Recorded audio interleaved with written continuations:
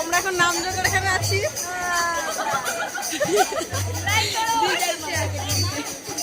তো গাইজ আমরা এই যে দেখতে পাচ্ছ এখানে সবাই আছে।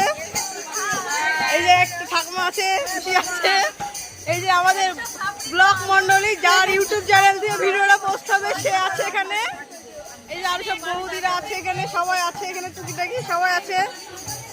তো গাইজ এই যে এখানে নামযজ্ঞ চলছে, হরিনাম চলছে। তো গাইজ এখন আমরা চা আনতে যাবো, চলো যাওয়া যাক। তো গাইজ আমরা এখন চায়ের জন্য এসেছি এখানে। তো গাইজ আমরা চা নিতে চলে আসলাম এখানে।